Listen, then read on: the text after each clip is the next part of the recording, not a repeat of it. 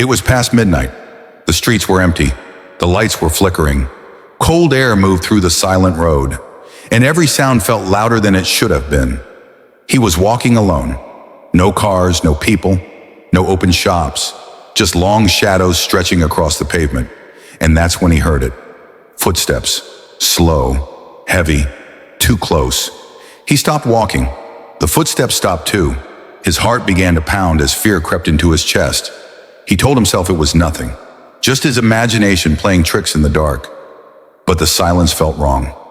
Tonight you'll hear 5 true-style horror stories about people who made one mistake, walking alone at night. Stories where the darkness isn't empty and the shadows are not harmless. Watch till the end, because the last story is the reason some people never walk alone after midnight again.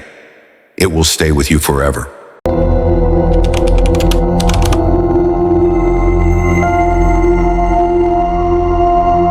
Story 1. The Footsteps Behind Me. Daniel had always hated night shifts, not because of the work, computers, servers, silent offices. Those never bothered him. What he hated was the walk home.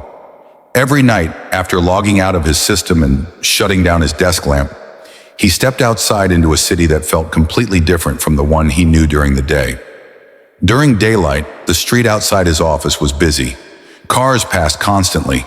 People talked, laughed, lived. But at night, it became something else. That night was no different, or at least that's what Daniel believed at first. 1:27 a.m., the digital clock on his phone glowed softly as he checked the time. 1:27 a.m. Too late. Again. Daniel slipped his phone into his pocket and adjusted the strap of his backpack. The automatic doors of the IT building closed behind him with a low mechanical hiss, sealing off the last bit of light and warmth. The street ahead stretched long and empty. Streetlights flickered, some working, some dead, casting broken patches of yellow light on the cracked pavement. Shadows lay everywhere, thick, deep, and unnatural. Daniel took his first step forward. His footsteps echoed loudly. Tap, tap, tap. Too loud. He tried to ignore it. Daniel had walked this route hundreds of times. He knew every turn, every broken sidewalk tile, every alley he avoided. Yet tonight the street felt unfamiliar. The air was colder than usual, brushing against his face like icy fingers.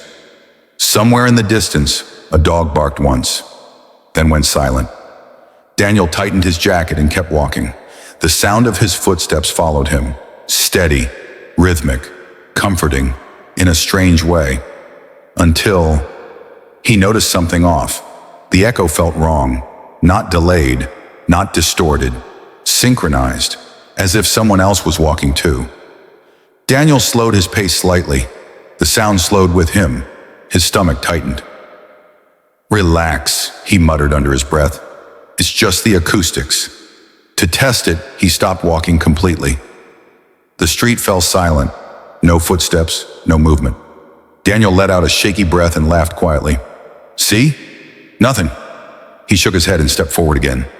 Tap, tap, tap, and then tap, tap, tap. Another set, behind him. Daniel froze. The second set of footsteps wasn't an echo. It was heavier, closer, too close. His heartbeat pounded in his ears. Slowly, carefully, Daniel turned around. The street behind him was empty. No people, no cars, no movement. Just flickering lights and darkness. His mouth felt dry. "I'm imagining thing," he whispered. But even as he said it, his instincts screamed otherwise. Daniel turned back and continued walking. The footsteps returned immediately. This time, they weren't pretending to be subtle. They followed him perfectly. Every step he took, it took one too. He walked faster. The footsteps matched his speed. He crossed the street. The footsteps crossed too. His breathing grew shallow. "Stop it," Daniel said aloud, his voice trembling. "Just stop." He stopped walking. The footsteps stopped, right behind him. Daniel didn't turn around this time. He didn't want to. A strange pressure filled the air, like someone standing too close. So close he could almost feel their breath. But the air behind him was cold, dead cold. Daniel took a deep breath and spun around. Nothing. Again. The street was empty, but now something had changed. The streetlights behind him were off. Every single one. The darkness there was complete, as if the night itself was watching him. Daniel swallowed hard and started walking again. Faster now. He didn't care if he looked stupid. He didn't care if it was all in his head. He just wanted to get home. The footsteps followed. Closer. Louder. Faster. Daniel broke into a run. His apartment building came into view at the end of the street. Relief flooded his chest. He sprinted, lungs burning, legs screaming, heart threatening to burst out of his chest. The footsteps were right behind him now. He could hear breathing. Not human. Wet. Heavy. Daniel reached the building, fumbled with his keys, and threw himself inside, slamming the door shut with all his strength. The lock clicked. Silence. Complete silence. Daniel collapsed against the door, gasping for air. After a few seconds, he laughed, shaky and relieved. "God, I need sleep," he said. He pushed himself up and headed toward the elevator. The elevator ride felt endless. Each floor number blinked slowly, too slowly. Finally, the doors opened. Daniel stepped into the hallway of his floor. The lights flickered. Of course they did. He walked to his apartment door, unlocked it, and stepped inside. The familiar smell of his apartment greeted him. Safe. Normal. He locked the door behind him. Then he heard it. Tap. Tap. Tap. Footsteps. Inside the apartment. Daniel's smile faded instantly. "That's impossible," he whispered. His apartment was small. There was nowhere to hide. The footsteps came from the hallway leading to his bedroom. Slow. Deliberate. Daniel's hands shook as he reached for the kitchen knife on the counter. The footsteps stopped. A shadow appeared at the end of the hallway. Tall. Still. Daniel stepped forward cautiously. "Who's there?" he demanded. No answer. The shadow stepped into the light. Daniel felt his blood turn to ice. It was him. Same face, same tired eyes, same clothes. But the expression was wrong. Empty.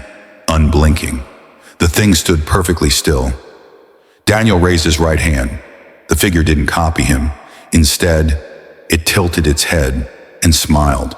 The smile was too wide, too knowing. "You followed me," Daniel whispered. The thing didn't speak. It stepped forward, and the lights went out. The next morning, Daniel never showed up for work. His manager called, no answer. By evening, the police forced open his apartment door. The place was spotless. No signs of a struggle, no blood, no fingerprints. Just one thing. Written in black, shaky letters on the bathroom mirror. "Never walk alone after midnight."